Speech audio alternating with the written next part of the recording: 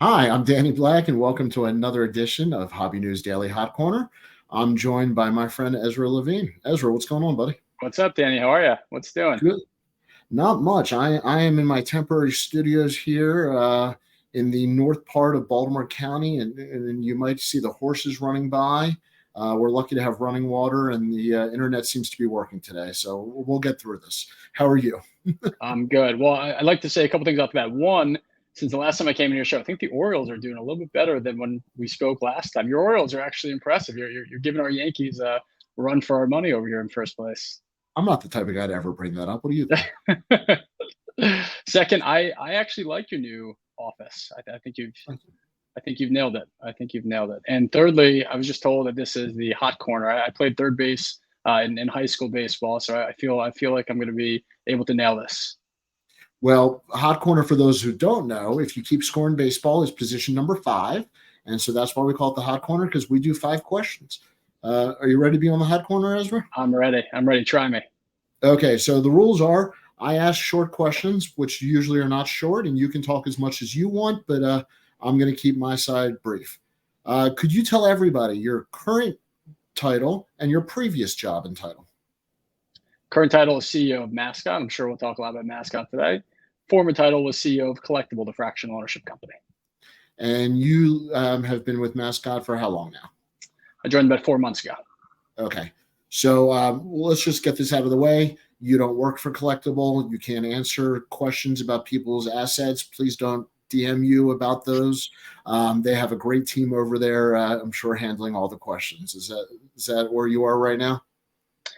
Look, if you want to ask me any questions, I'll do the best that I can to answer. Obviously, I'm not with the company, haven't been for some time. The best thing to do if you have collectible related questions is either contact support at collectible.com or reach out to any of the current employees at Collectible directly. Well, I'm a big fan of everything that's been done over there. So hopefully they can keep going. And but I'm excited to talk to you about moving forward. And it's been 4 months, so it's a little overdue, and mea culpa on that. But glad to have you on talking about this kind of new announcement. Likewise. Normally, I would ask for an elevator pitch, but this is a little bit more than a 20-second pitch. So tell us in the hobby. A lot of us buy and sell all the time through lots of channels and platforms. What is Mascot? What does it stand for? Because it does stand for something. And what can it do for people? So on the what it stands for question, again, as I promised Dr. Beckett, he asked me not to do this, but I'm gonna do it anyway. I promised Dr. Beckett that I would give him credit for it. So Dr. Beckett came up with this acronym for Mascot, and we're going to go with it because I think it's brilliant. It stands for Multi-Asset Sales Channel Optimization Technology. A mouthful, albeit I get it, but we like it, and we're going to go with it.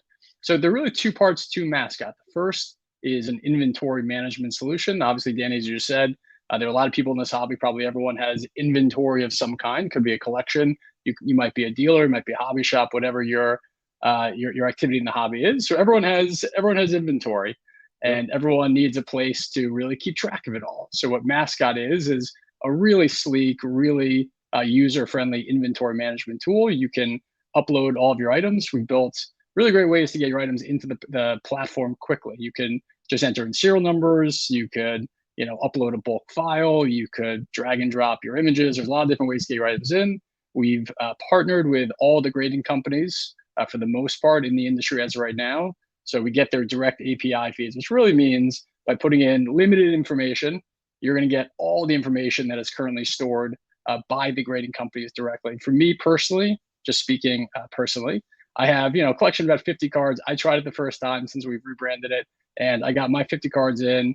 All the details, all the high-res images were there. It took me 20 seconds. It actually felt, I hate the word to use, Matt, to use the word magical, but to me, it actually felt kind of magical. It was really cool when I first saw that.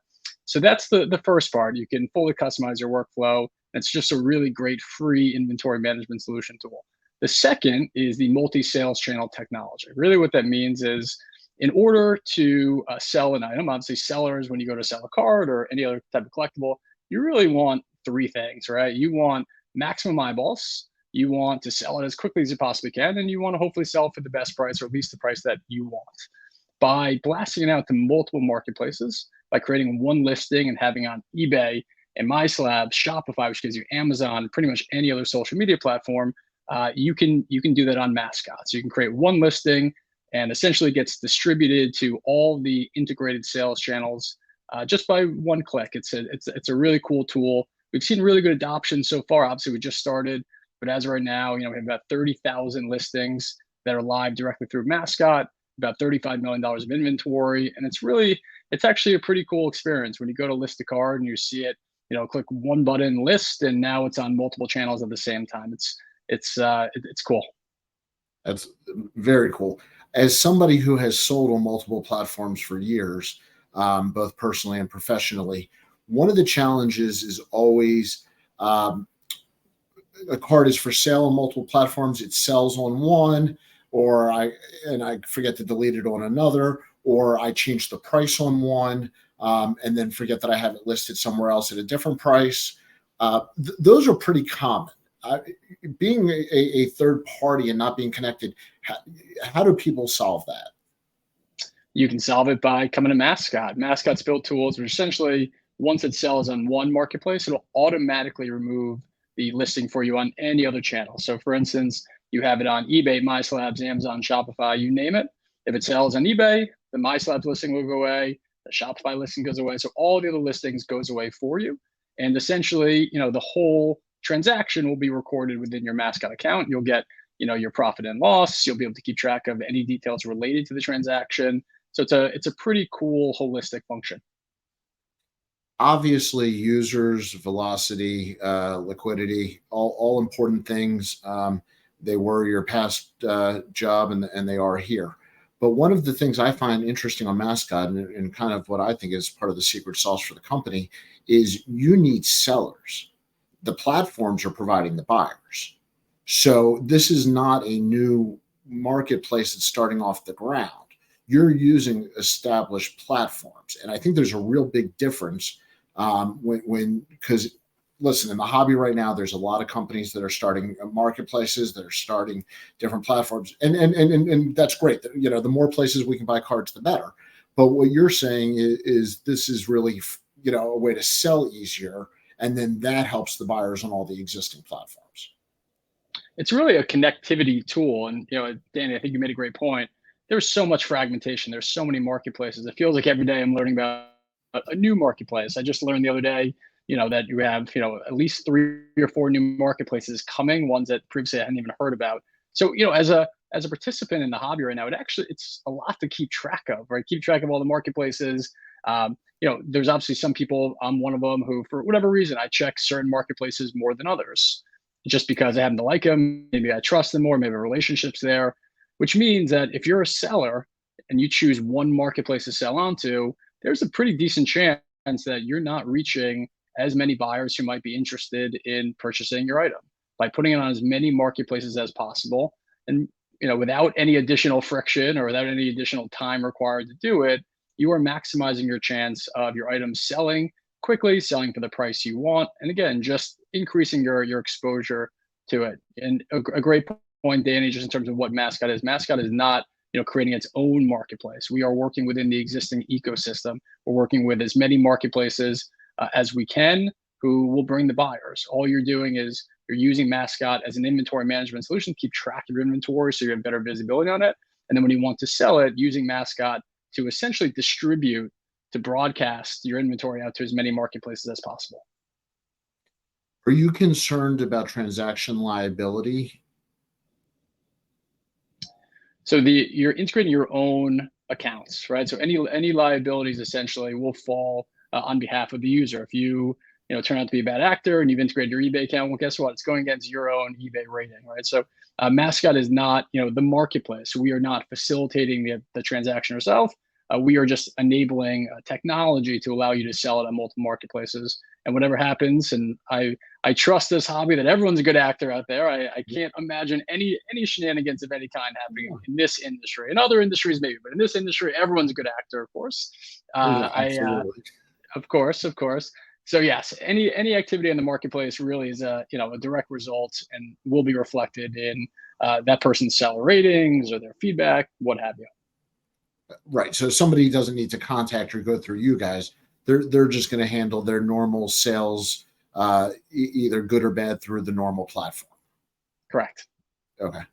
Um, Growth in a lot of the marketplaces puts pressure on you to keep up. What incentive, do some of these marketplaces have? Are they cannibalizing themselves by partnering with you guys, and how do you overcome that? We thought about this a lot, and candidly, we've approached some marketplaces who we thought might view this as a competitive tool, and in fact, the reaction has been amazing and amazingly positive. Newer marketplaces, what they want is inventory, right? I remember, in my previous life, getting inventory was tough when you're a marketplace, and getting the right inventory was tough as a marketplace. By integrating with Mascot, essentially, you could, have a point of sale system and, essentially free marketing to get inventory for your marketplace. There's existing marketplaces who are considering a move to peer-to-peer. Some of them require you to send your items to them directly for vaulting, and only then can you sell in their marketplace. But I think they're realizing some of the challenges with vaulting, some of the challenges with just all the logistics of having to keep track of inventory. And then, if they don't ship it on, 2 days versus 3 days, all the potential blowbacks that could come with it. So based on our intel, and we have pretty good intel based on the conversation we've had, a lot of the established marketplaces who are in that model are starting to see that it might be a little bit antiquated, and they're approaching a peer-to-peer and see Mascot as a great way to increase velocity on it. Very established marketplaces already have a peer-to-peer marketplace. We're looking at this as, here's a great tool that we can allow for people using our product. If we don't have it, it might be seen as a reason not to use their existing marketplace. And they're also looking at it as, hey, this is going to happen, right? Multi-sales channel tools like Mascot, and hopefully Mascot will be the preeminent one. I'm confident that it will. But this trend is not going to slow down. There's, it's going to happen. And so if we don't adopt it, we could be left behind. There's also really good precedence for this in other industries. Again, it hasn't really happened in collectibles yet, but look across other industries to which some of these marketplaces might have exposure, whether it's secondary market selling of resale goods, whether it's tickets, whether it's even the financial markets, right? Tickets. So for instance, Danny, you're an Orioles fan. I know that about you. Perhaps. So if you have Orioles tickets to the game tonight, and you're looking to sell them, you could put them maybe on StubHub yourself, right, on one marketplace, or you can use tools that allow you to sell them, or at least list them on StubHub, SeatGeek, Vivid, Ticketmaster, TickPick. Just go down the list of all the marketplaces all at the same time. By putting it on multiple marketplaces, logically, you're increasing the amount of people who can see it, and thus increasing the probability of those tickets selling and selling for the price you want. You can also, what's cool about Mascot too, you can also adjust the pricing based on various commission models and marketplaces. So say you want to list it a little bit lower on eBay or a little bit higher in MySlabs, or whatever combination thereof that you want to do based on what commission rates you receive in your own account. You can do that all in one shot. So by creating one listing, you can set custom pricing across all the different marketplaces based on your own strategy. I'll admit I did a decent amount of homework, and I did not know that you could separately adjust for each sales channel. So that's very cool, Ezra. All right, last question. You're off the hot seat here, okay, or the hot corner. What right now? What do you consider your biggest pain point? And obviously, you guys are launching. What do you see as the vision of where you want to be, and not to a specific timetable, but over the next 12, 24 months, whatever that may be? We want to get as many partnerships running as possible. We're in a lot of pretty deep conversations with many marketplaces, many sales channels, many grading companies, and we really want to kind of increase the amount of distribution channels for users. We have pretty lofty aspirations. We want to give collectors and users as many choices and options as humanly possible. So our biggest opportunity or challenge right now is just getting all these marketplaces live as quickly as we possibly can, while not forgetting the sort of basic blocking and tackling of making sure that everything we've already built is fully functional and works. We're really confident it does. For a little context, we took over a company called Slabfolio. Some people in the industry might know it. So this is not new technology. This is technology that has already existed and been tried and true and tested for the last call it 2 years. What we did is we rebranded it. We made it faster. We made it easier to use, and we've expanded the verticals that it can really tap into. When we first took it over, it was just sports cards. And now it's comics, TCG, non-sports cards, and raw cards. So if it's not graded, that's okay. You can still use Mascot. And we're quickly building out other verticals as well. We think this could be essentially the operating system for collectors and for sellers of collectibles. All across the collectibles universe, not just sports cards. Though I know this is a very sports card and sort of sports collectibles specific podcast. No, it's interesting, and I guess from the data management, will there be a financial aspect to it at some point? P&L, taxes, etc. Absolutely, yeah. So it's there now. You can keep track of your P&L. You can keep track, and again, if when you file your 1099s or what have you, or if you have to speak to your accountant about any profits and losses accrued through the course of your normal operating environment, you could pull all those reports directly from Mascot. But one point that came up in a previous podcast that I thought was interesting too, for any hobby shops that are watching, obviously with Fanatics' new requirements as well, just in terms of data capture around what product is selling and how many people you're selling it to and all that good stuff. Mascot actually is a perfect tool for that because it will give you all that data, or at least the ability to capture all that data directly in Mascot too. So if you are a hobby shop out there who is wondering how you're going to sort of modernize your work your work stream, just to be able to meet those requirements, I would check out Mascot. Mascot probably has a lot of what you're looking to do. Call it Fanatics compliant. Fanatics compliant. Yeah, absolutely. Well, Ezra, you are off the hot corner. Thank you for joining me. Anything you want to add before I kick you to the green room? No. Look, I'm a big fan of yours, Danny. Obviously, said this on numerous podcasts we've done before. I really commend all the work that you do in the hobby, and we're excited about Mascot. What's really cool about Mascot is no matter how you participate in the hobby, whether you're just a collector, whether you're a dealer or a card shop, marketplace, go down the list, grading company. Mascot does have a lot of applications for you, so we're excited to get the word out, and we are confident people are going to love it once they see it. Well, I look forward if you want to learn more about us, I should probably throw in, how people can find us. That's always a good thing to throw in. Our website is www.withmascot.com. On socials, you can follow us at @withmascot pretty much across any social media platform. And if you're going to the national, we'll be in the corporate section, booth 329. So please stop by, check out the product, take a demo, and please feel free to reach out to us at any time. And I would encourage people to go to the website, sign up, load a card. Load 2 cards. Just try it out. I did it just to see what it was like, and it's a real nice platform. I hate to put the pressure on you. Mobile anytime soon? Yes, for sure. Okay. It does work on mobile, though it's not full functionality. So on the roadmap, again, we have a pretty aggressive roadmap, but on the roadmap certainly is to build out a mobile app as well. All right, I squeezed in a 6th question. Ezra, thank you. I'll see you in the green room. To everybody thank you, Danny, else, I appreciate you. Thank you. We will see you next time on Hobby News Daily Hot Corner.